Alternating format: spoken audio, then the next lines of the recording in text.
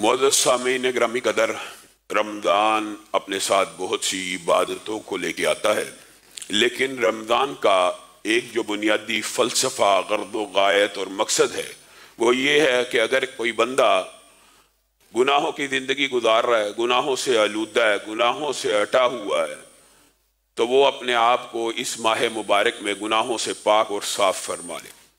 وہ اس ماہ مبارک میں اللہ رب العزت کی بارگاہ میں آئے، آنسوؤں کا نذرانہ پیش کرے، اپنے گناہوں کے اوپر نادم ہو جائے اور اپنے آپ کو جہنم سے آزاد کروا لے۔ بنیادی طور پہ ناکام اور نامراد، خائب و خاسر اس کی ناک ہاک آلود ہوگی کہ جس نے رمضان کا مہینہ پایا اور اپنے آپ کو جہنم سے آزاد نہ کروایا۔ بنیادی طور پہ اگر گناہوں کے ساتھ، گناہوں کے قافلے کے ساتھ لاکھوں کروڑوں گناہوں کو لے کے اس مہینے میں داخل ہوا تھا اور وہی لاکھوں کروڑوں گناہ اس کے ساتھ ہی رمضان کے ساتھ نکل گئے، تو پھر ایسے رمضان کا کوئی فائدہ نہیں۔ اور اللہ رب العزت نے اس کلام حمید کی ابتدا آپ کی اور میری تشفی اور تسلی کے لیے جن الفاظ کے ساتھ کی ہے، میں اور آپ صرف اس کے اوپر غور کر لیں تو ہمیں اللہ رب العزت کی اس وسیع و عریض رحمت کے اوپر یقین آ جائے۔ اللہ تعالیٰ نے قرآن پاک کی ابتدا میں سورۃ فاتحہ کو نازل کیا، یعنی قرآن پاک کی ابتدا میں سورۃ فاتحہ کو رکھا، اور سورۃ فاتحہ سے بھی پہلے ایک آیت کو رکھا۔ وہ کون سی آیت ہے؟ بسم اللہ الرحمن الرحیم۔ اللہ رب العزت اپنے بندوں کو قرآن پاک کی ابتدا میں ایک تعارف کروانا چاہتا ہے۔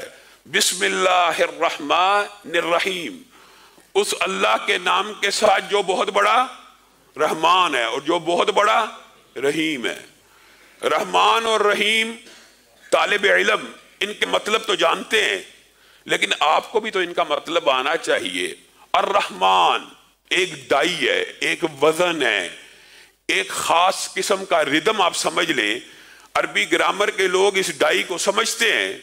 الرحمان ایک خاص وزن ہے، اور یہ عربی لغت کے اندر جب کسی لفظ میں پیدا ہوتا ہے تو اس کے اندر مفہوم اور مراد یہ لی جاتی ہے کہ یہ چیز اب اپنی انتہا کو پہنچ چکی، یہ چیز اب اپنی شدت کو پہنچ چکی، یہ چیز اب اپنے عروج کو پہنچ چکی۔ نیند جب اپنے عروج پہ پہنچ جائے تو عربی میں یہی ڈائی استعمال کر کے کیا کہتے ہیں؟ نومان۔ پیاس جب اپنی شدت پہ پہنچ جائے تو یہی ڈائی استعمال کر کے کہا جاتا ہے عطشان۔ اور جب بھوک اپنی شدت پہ پہنچ جائے تو کیا کہتے ہیں؟ جوعان۔ سمجھانا مقصود یہ ہے کہ الرحمن جب کوئی رحمت اپنے عروج اور شدت پہ پہنچ جائے اس کو کیا کہتے ہیں؟ رحمان۔ اب عربی لغت جاننے والے، عربی میں قرآن پاک نازل ہوا، اس ڈائی کے اندر شدت اور عروج کا جو معنی پوشیدہ ہے، اس کے اندر عروج اگر ہے تو اس کے بعد کیا ہوتا ہے؟ زوال بھی ہے۔ تو کسی عربی جاننے والے کو، غیر عربی کو یہ مغالطہ نہ رہے کہ یہ اللہ رب العزت نے الرحمن کی ڈائی نازل کی، گویا اللہ کو وقتی طور پہ جوش آتا ہے، رحمت وقتی طور پہ آتی ہے اور بعد میں ختم ہو جاتی ہے۔ نہیں، اللہ رب العزت نے اس مغالطے کو ابتدا ہی میں دور کر دیا۔ الرحمن کے بعد کیا کہا؟ الرحیم۔ الرحمن رحمت عروج پہ ہے، اور الرحیم یہ ایک ایسی ڈائی ہے جس کے اندر مستقل، کنٹینیوٹی، استمرار، ہمیشگی، دوام اور بقا پایا جاتا ہے۔ اور الرحمن الرحیم اکٹھا نازل کرنے کا مطلب یہ ہے کہ اللہ کی رحمت پورے جوش اور عروج پہ ہوتی ہے، ہر لمحے ہوتی ہے۔ اور الرحیم کا مطلب ہے اس رحمت میں ابدی اور دائمی استمرار ہے، بقا ہے، دوام ہے۔ یہ رحمت کبھی کم نہیں ہوتی۔ کسی کو یہ مغالطہ نہ آ جائے کہ اس ڈائی کے اندر اگر حرف استعمال ہوا تو ایک جوش کے بعد ختم ہو جائے گا الرحیم، پھر وہ رحمت ہمیشہ ہمیشہ کے لیے رہے گی۔ الحمدللہ رب العالمین الرحمن الرحیم۔ اللہ نے ابتدا بھی الرحمن الرحیم سے کی، پھر قرآن پاک کی سورۃ فاتحہ کی پہلی ہی آیت کے اندر الحمدللہ رب العالمین کے بعد کیا کہا؟ الرحمن الرحیم۔ اللہ تعالیٰ اپنا یہ تعارف اپنے بندوں سے کروانا چاہتا ہے، کہاں پہ؟ قرآن پاک کی ابتدا میں۔ اور یہ کیوں کروانا چاہتا ہے؟ میں نے اور آپ نے اس بات کے اوپر کبھی غور نہیں کیا؟ محدثین اس رحمت کو جس طریقے سے بیان کرتے ہیں، کاش اللہ تعالیٰ ہمیں وہ دیدہ بینا دے اور ہمیں یہ اسباق حدیث کے سمجھ آ جائیں۔ محدثین ایک حدیث لے کے آئے ہیں اور اس حدیث سے پہلے واقعات لے کے آئے ہیں، اور محدثین کا یہ اسلوب رہا ہے کہ جب بھی کوئی حدیث بیان کرتے ہیں عظمت کے اعتبار سے تو اس کے آگے پیچھے سیاق و سباق دباچہ اس کی اہمیت کو واضح کرنے کے لیے کچھ باتیں بیان کرتے ہیں۔ اسی طرح ایک حدیث لے کے آئے ہیں، وہ حدیث میں آپ کے سامنے بعد میں رکھوں گا، لیکن اس حدیث سے پہلے بہت سے واقعات لے کے آئے ہیں، ان میں سے 2 باتیں آپ کو بتلاؤں گا، شاید اللہ کی رحمت کا کچھ نہ کچھ اندازہ ہمیں ہو جائے۔ اور اللہ کی مثال مخلوق کے ساتھ دینا مطلوب نہیں ہے، لیکن یہ بات اس لیے بیان کی جاتی ہے تاکہ لوگوں کو سمجھ آ جائے، ورنہ اللہ کی مثال مخلوق کے ساتھ روا نہیں ہے۔ ایک بندہ ہے، ایک بچہ ہے، اپنی ماں سے ناراض ہو گیا، ماں نے ڈانٹ ڈپٹ کے غصہ کیا، وہ گھر کو چھوڑ کے باہر چلا گیا۔ کچھ دیر بعد اس کو خیال آیا میں کہاں جاؤں، ماں کے علاوہ کیسے زندہ رہ سکتا ہوں۔ ماں کو بھی کچھ دیر بعد غصہ ٹھنڈا ہو گیا تو وہ بے چین ہوگی، بچہ کہاں ہے؟ اب دروازہ کھولتی ہے، بچہ سامنے ہی دہلیز پہ سر رکھ کے تھکا ہارا انتظار کرتا کرتا سو گیا۔ کیا اس ماں کے جو جذبات ہیں یہ ہمیشہ کے لیے مشتعل رہیں گے کہ اس بچے کو اٹھا کے اندر لے آئے گی؟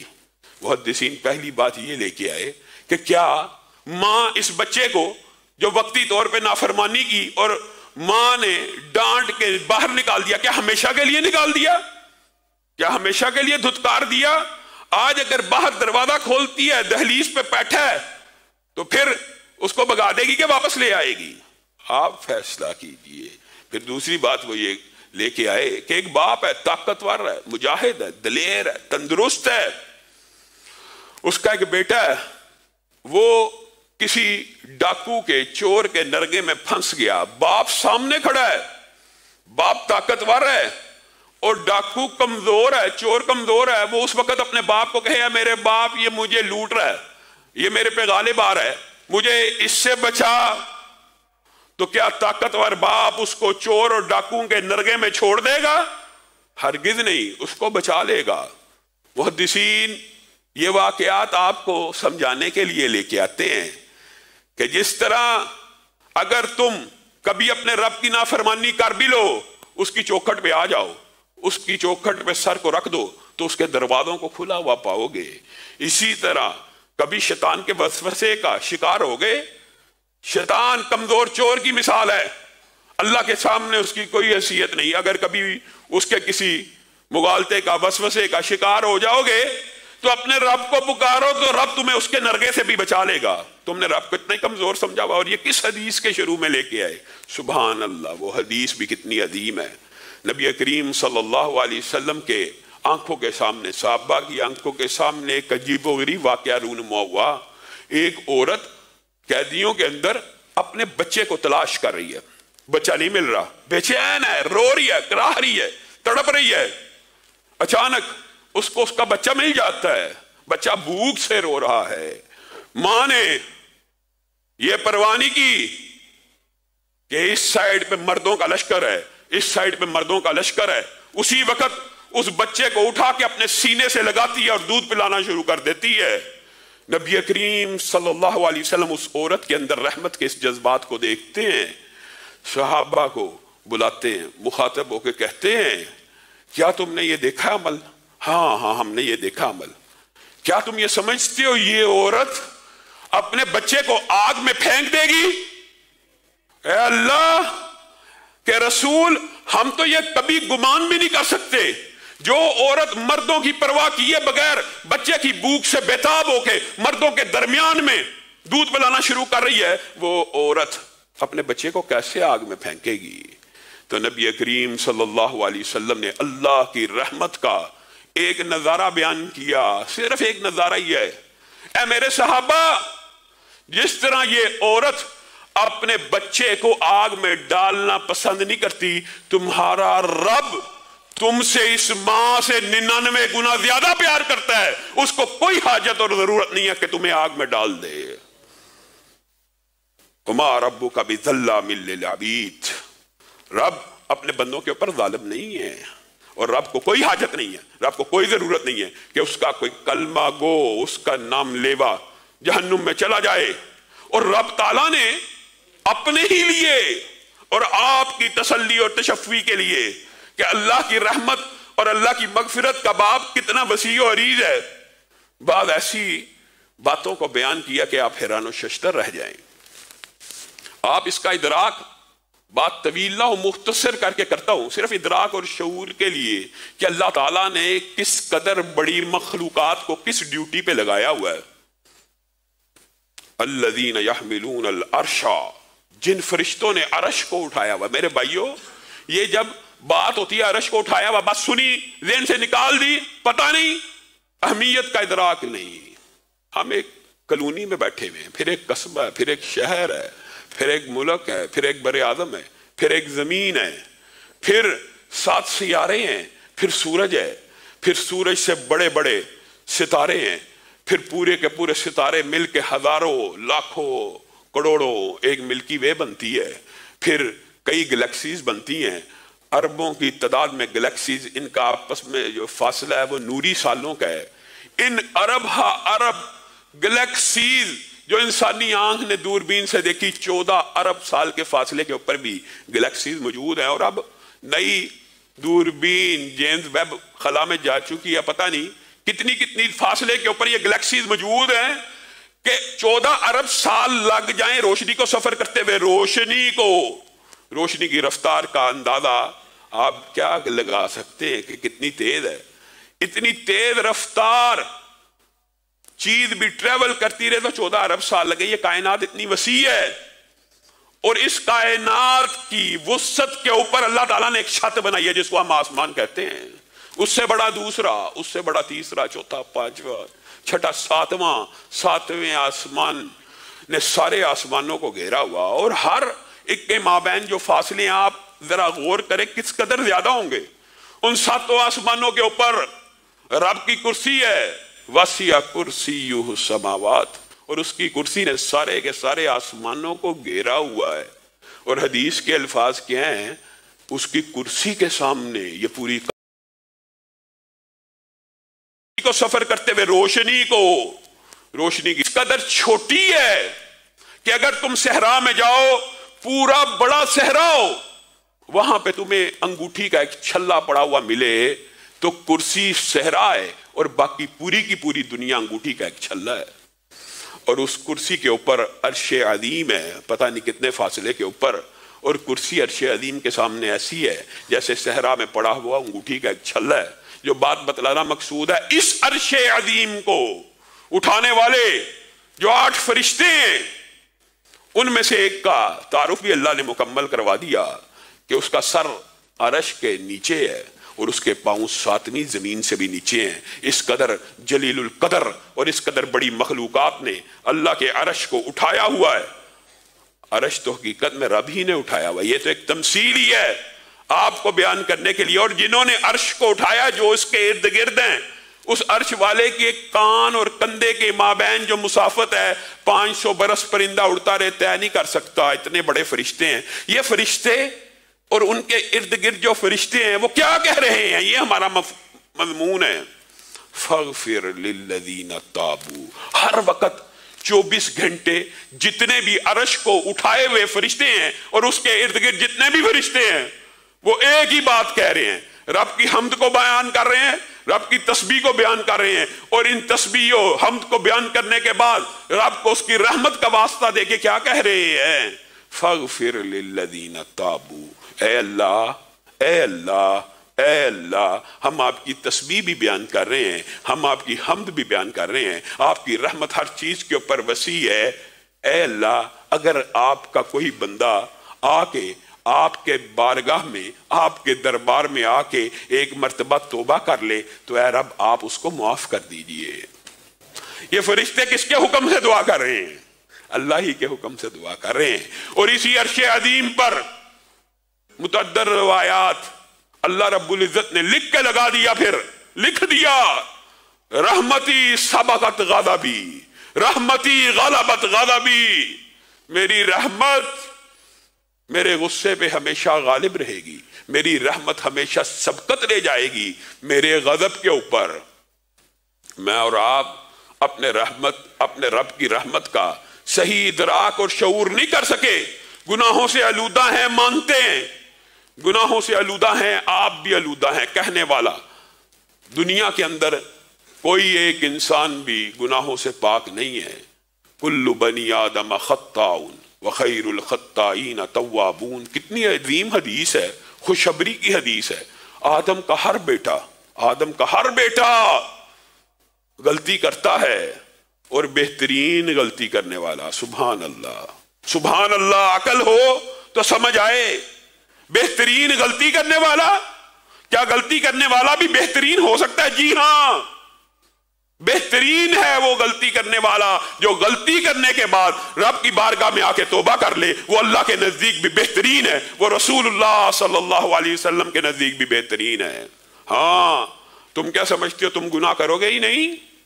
یہ بھی حدیث کے الفاظ ہیں، اگر تم گناہ کرو ہی نہ تو اللہ رب العزت ایک ایسی مخلوق پیدا کرے گا جو گناہ کرے گی اور پھر نادم اور شرمندہ ہوگی کہ ایک رب نے بنایا ہے، اس کے سامنے جھکنا ہے، اس کے سامنے توبہ کرنی ہے۔ گویا اللہ رب العزت بندے کی توبہ کی امید لگائے ہوئے، بندے کی توبہ کا انتظار کر رہا ہے کہ گناہ کر لیا کوئی بات نہیں، توبہ بھی تو کرو۔ اسی لیے حدیث کے جو الفاظ ہیں وہ بڑے عظیم ہیں میرے بھائیوں۔ نبی کریم صلی اللہ علیہ وسلم نے فرمایا، اللہ رب العزت نے ایک حدیث قدسی میں ارشاد فرمایا ہے، اے ابن آدم اگر تو اپنی امیدیں مجھ سے وابستہ رکھ، پہلی بات اپنی امیدیں، اور مجھ سے ہی سوال کرتا رہے، پھر تو جتنے مرضی گناہ لے کے آئے، لا ابالی، مجھے کوئی پرواہ نہیں، میں تیرے سارے کے سارے گناہوں کو معاف کر دوں گا، لیکن شرط کیا ہے؟ امید بھی مجھ سے باندھنی ہے اور سوال بھی مجھ سے کرنا ہے۔ دو شرطیں، امید بھی مجھ سے اور سوال بھی مجھ سے۔ اے ابن آدم اگر تیری یہ نیچر بن جائے کہ امید بھی مجھ سے اور سوال بھی مجھ سے ہے، تو پھر آسمان تک گناہوں کو لے کے آ، تیرا رب آسمان کے برابر مغفرت کو لے کے آئے گا۔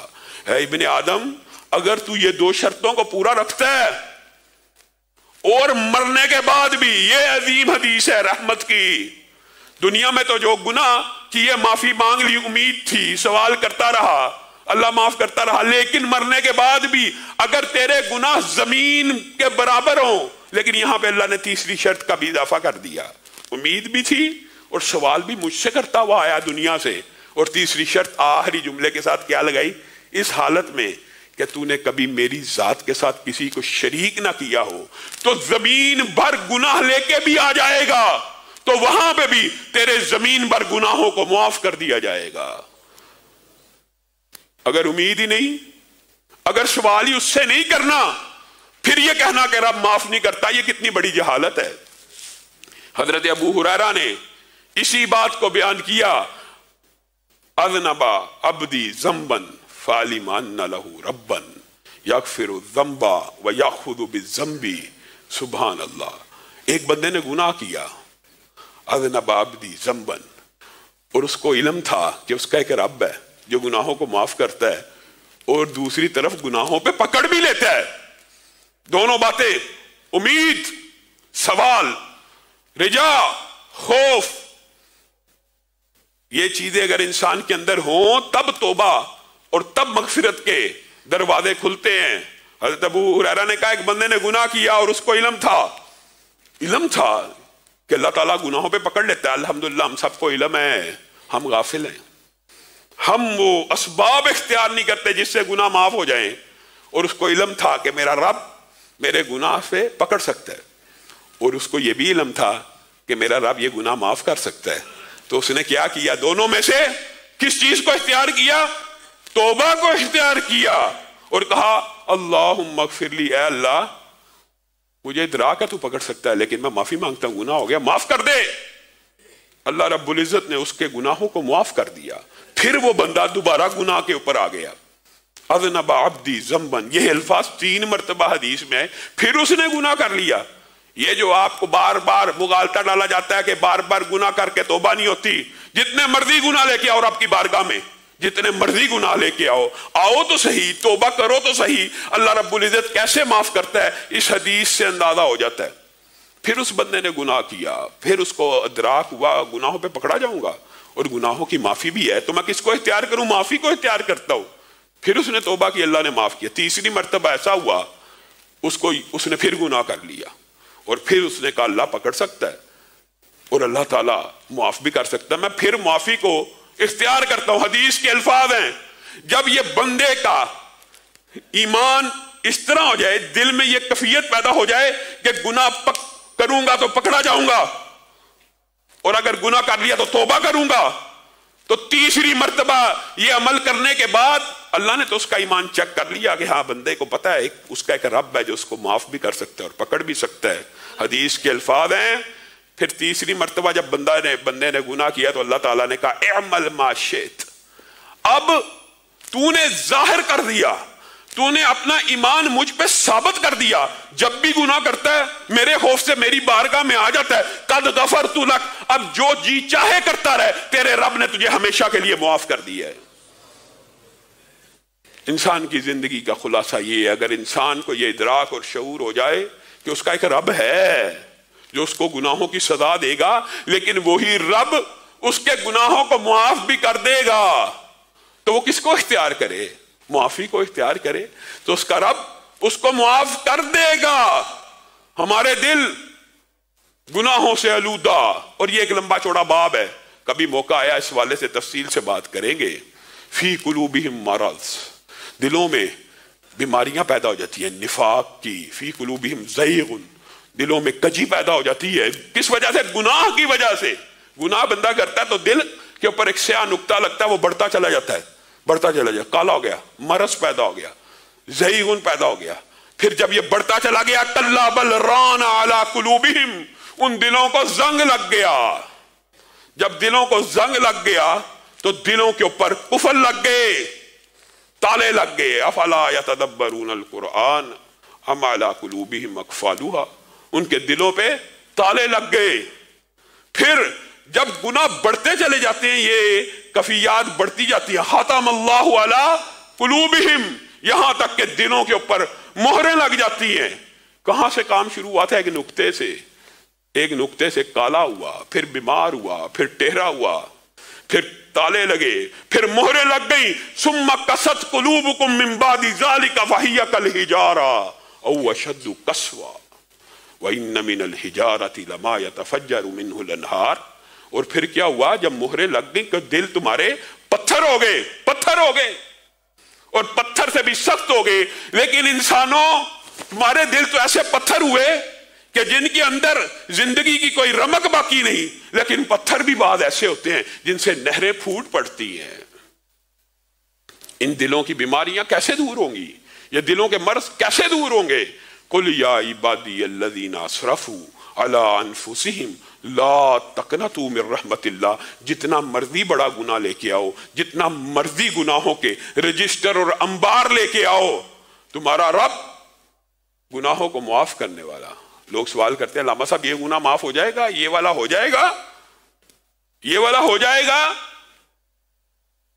حضرت بریدہ کی حدیث کے اندر مائد اسلمی کا مشہور واقعہ ہے، آئے صحابی رسول ہیں، اللہ کے رسول شیطان نے غلبہ پا لیا، کیا ہوا؟ مجھے پاک کر دیجئے، واپس چلے جاؤ، معافی مانگو۔ اللہ کے رسول پاک کیجئے، واپس جا، اللہ سے معافی مانگ۔ بار بار کہہ رہے ہیں، رسول اللہ صلی اللہ علیہ وسلم نے کہا یہ دیوانہ یا مجنون تو نہیں، چیک کرو نشہ تو نہیں کیا ہوا، نہیں، کیا واقعی وہ گناہ کر بیٹھا؟ جی ہاں گناہ کر بیٹھا، پاک کیجئے۔ رسول اللہ صلی اللہ علیہ وسلم نے کہا جاؤ اس کو سنسار کر دیا جائے، رجم کر دیا جائے۔ اب جب رجم کر دیا گیا تو صحابہ کے دو گروہ بن گئے، ایک نے کہا ہلاک ہو گیا، برباد ہو گیا، معاذ اللہ بے ایمان ہو گیا۔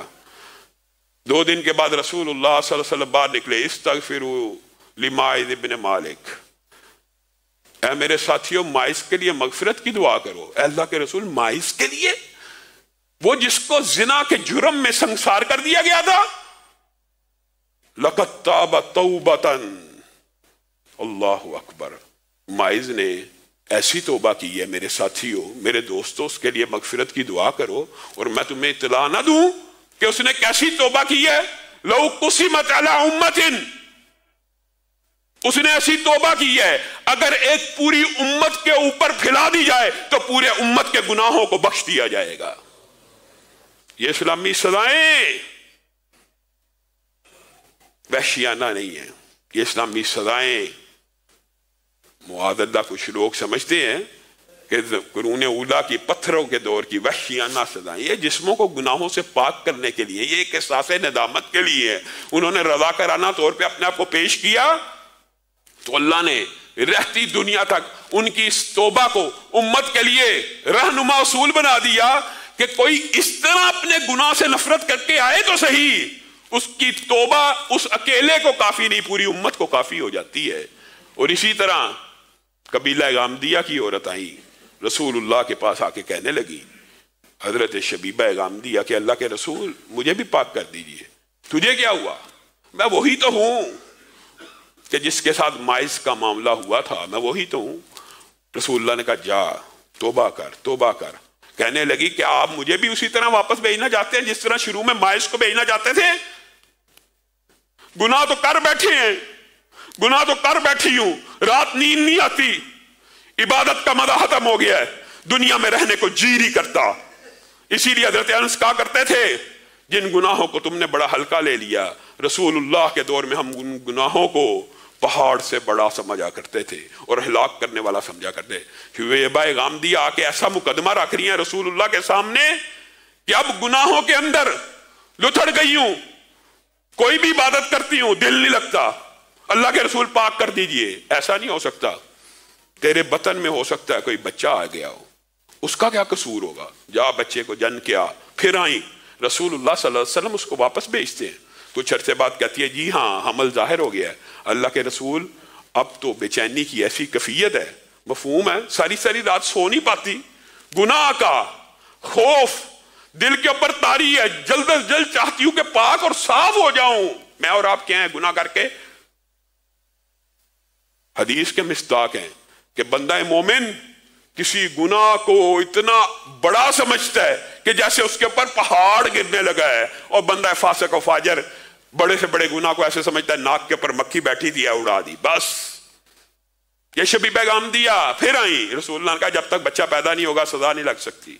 बच्चा पैदा हो गया, उसी दिन आ गई, अल्लाह के रसूल पाक कर दीजिए, अब तो पाक कर दीजिए। माहो शब बीत गए, गुनाह की निदामत दिल से नहीं जाती। रसूलुल्लाह ने कहा इस बच्चे का क्या कसूर है, इसको कौन पालेगा, जा इसको पाल पोस, जिस वक्त ये रोटी खाना शुरू कर देगा हम तेरे ऊपर हद को नाफिज कर देंगे।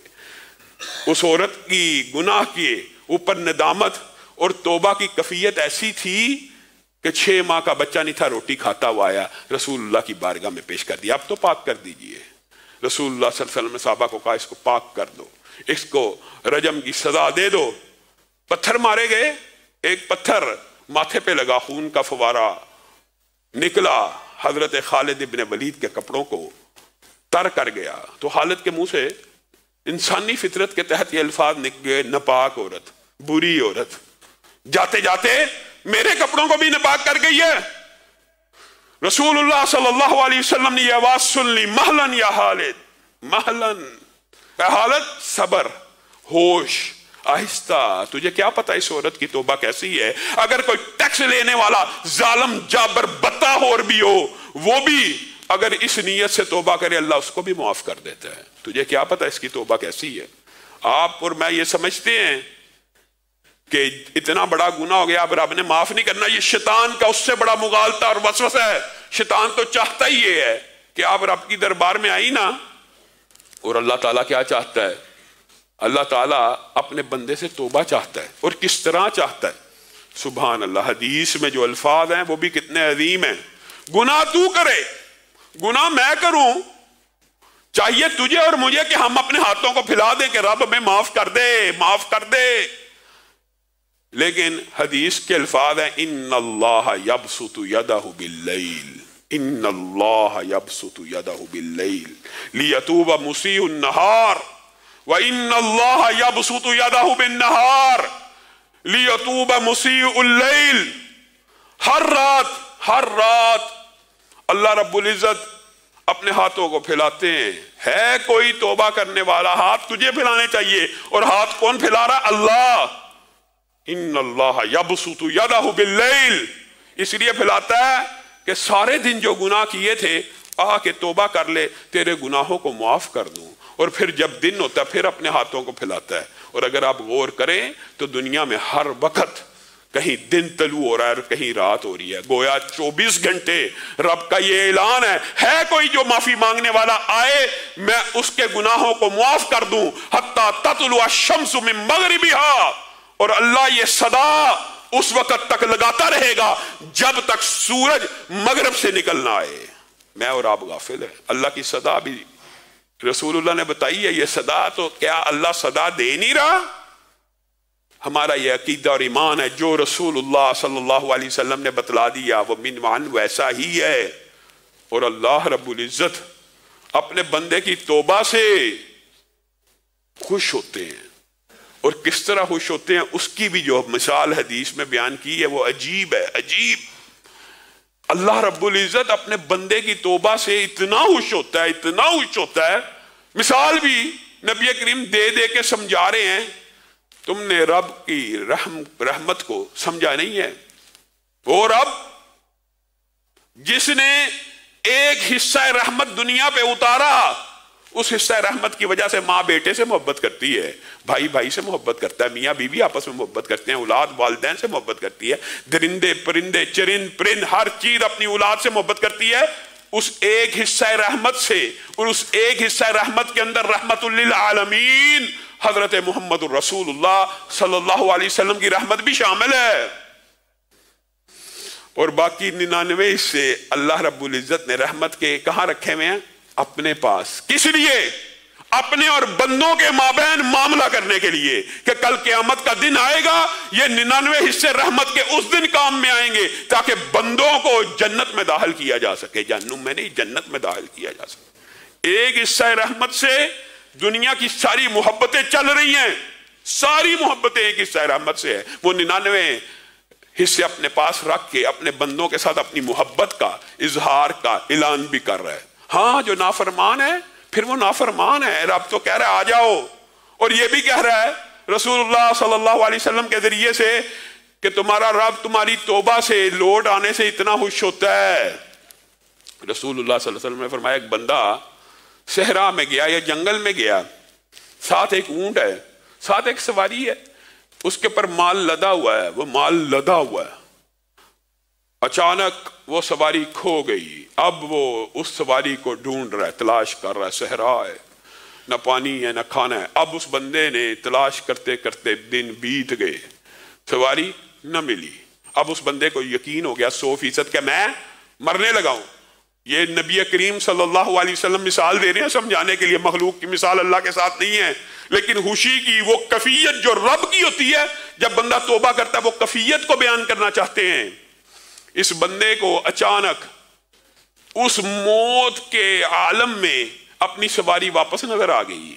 اب بتائیے یہ بندہ کتنا خوش ہوگا کہ موت کے منہ میں جا رہا تھا، سامنے سواری بھی آ گئی، سامان بھی آ گیا. اتنا خوش ہوا کہ خوشی سے یہ کہنے لگا، زبان الٹ گئی، خوشی سے زبان بھی الٹ گئی، اے اللہ تو میرا بندہ میں تیرا رب. رسول اللہ صلی اللہ علیہ وسلم نے فرمایا یہ کیفیت جو بندے کے اوپر طاری ہوئی، اللہ کی قسم جب تم میں سے کوئی بندہ اپنے رب کے سامنے ہاتھوں کو پھیلاتا ہے تو اس کا رب اسی طرح خوش ہو جاتا ہے، خوش ہو جاتا ہے. آپ اور میں چاہے جتنے مرضی بڑے گناہ لے کے آئیں، اللہ رب العزت کی بارگاہ میں آ کے آنسوؤں کا نذرانہ پیش کریں، ہاتھوں کو اٹھا لیں، اللہ رب العزت ہمیں معاف کر دے، تو پھر یہ وہم وسوسہ شیطانی خیال دماغ میں نہیں رہنا چاہیے کہ اللہ نے معاف نہیں کیا. امید اسی سے، سوال اسی سے، مغفرت کی التجا اسی سے. پھر رب آسمان بھر کے مغفرت کے دروازے کھولے گا، زمین بھر کے گناہوں کو بھی معاف کر دے گا. اللہ رب العزت جو کہا گیا جو سنا گیا اس کو سمجھنے کی توفیق عنایت فرما.